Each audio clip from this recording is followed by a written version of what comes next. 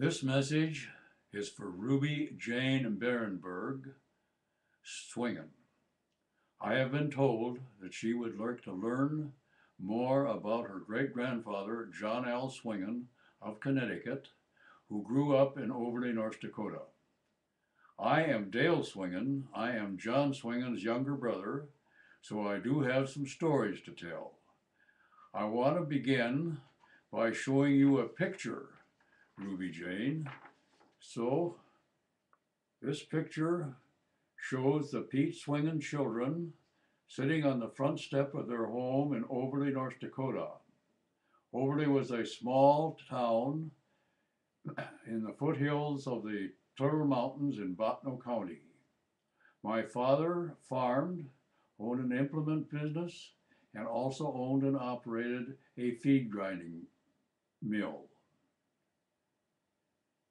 Now, the young boy on the right is your great-grandfather, John Swingen. At the time of this picture, he would be about 5 years old.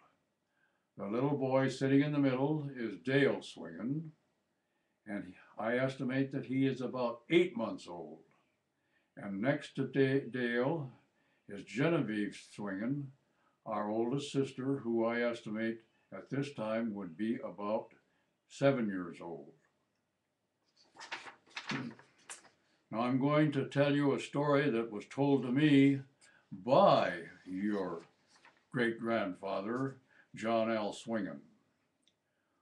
When on April 24th, or before April 24th, when it was time for the delivery and birth of Dale Swingen, my father had John go up to the John and Nellie Swingen farm that was located just 1/2 mile north of Overley. Jen got to go along with Dad when they took Mom to the hospital. Now, John was just thrilled while he was up there on April 30th, 1924, that Aunt Nellie got a phone call from the depot in Overley that the dog that she had ordered from Montana had arrived and they should come and pick it up. So John got to ride with Uncle Johnny in his grain wagon and team of horses down to Overley, and there he was able to welcome this cute little collie puppy. Now they named this collie Bronze, and she was, I remember as a young boy, what a beautiful and gentle dog Bronze was. She was very well behaved and would like children, so it was a real thrill for us to go up to the farm and play with Bronze. Now John told me that both Bronze and Dale arrived into North Dakota on April 30th,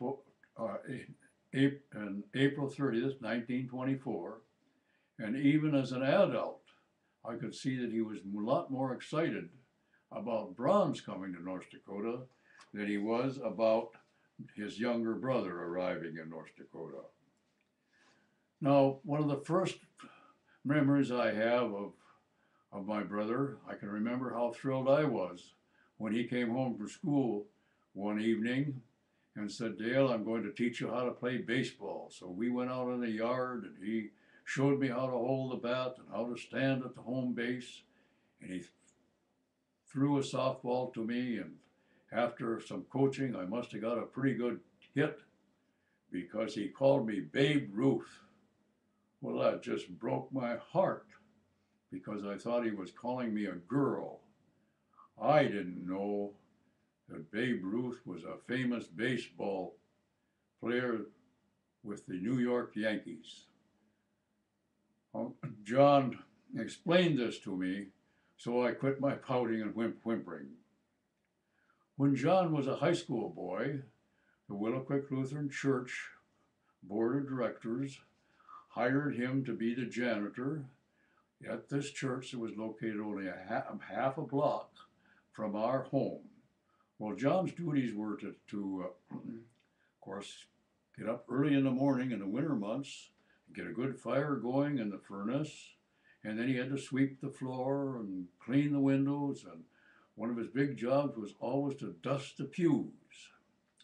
Well, there was a lady living in Overley, North Dakota. Her name was Mrs. Upsall, and she was quite eccentric. And I'm sure probably at this time she was suffering from some mental illness. But she had been a very accomplished seamstress, and so she still wore and made the clothes of the fashion of the 1980s. Ruby Jane, if you've seen pictures, the ladies of those days wore great big fluffy hats.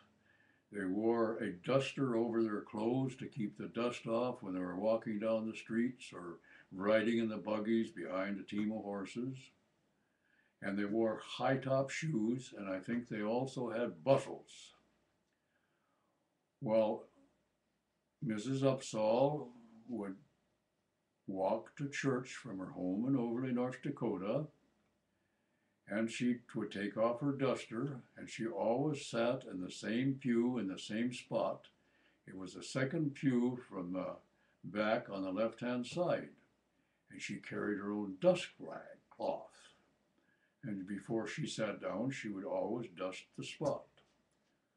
Well, this irritated your grandfather, John. He felt that he had done a good job of dusting, so he decided that the next Sunday he was going to watch, and when he saw Mrs. Upsall arriving, he was going to be dusting that very spot so she could see that he had dusted it just before she arrived.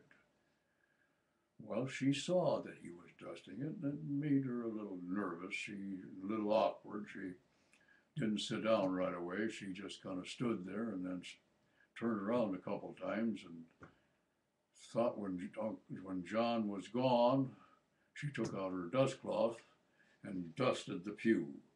So you can see that no matter how hard John tried, he could not dust those pews well enough to satisfy Mrs. Upsall.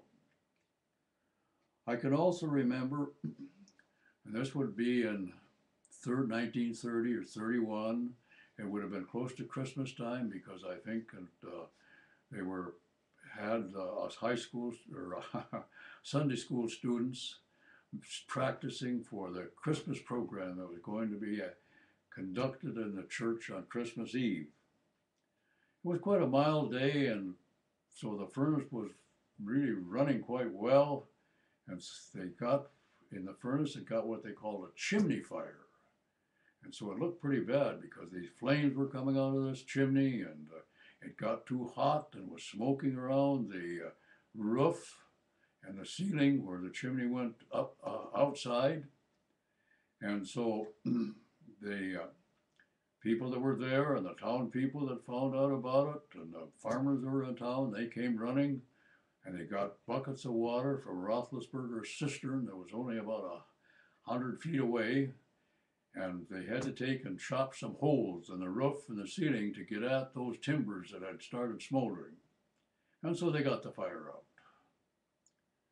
Well, my father was very resourceful. And before he came over to the church, he stopped at the house and picked up his fire extinguisher, and he had it in his pocket. Well, now everybody was standing around and deciding that they needed to repair work that they needed to do, and temporary repair work if it started to snow, and so on. And Dad told John and I that we should take and clean out the chimney. Now, the chimney was located under a crawl space, or in a crawl space, about 50 feet. And this crawl space was probably only about 18 inches high and was behind the furnace. And we should take a small ash shovel and a bucket and be real careful in case there were still hot ashes in there. And so we started under, and we probably had gotten about halfway. And I can remember there was just a thunder upstairs. All the people were running out of the church. And what had happened when they were all standing there visiting, the fire had flared up again, And here they were with empty pails. They didn't have water. Well, boy, I looked over at John and he was just white, so I know he was scared, and I certainly was scared. And we hesitated. Should we leave? Should we do the job our dad told us? Or should we get out of there in case the whole church catches on fire? Well, pretty soon we heard our dad say, "I took care of it, boys. Go ahead and do your job." Well, now I find that to tell my entire story, I have to take and go to page 2. So this is the end of page 1, and it will be continued on page 2.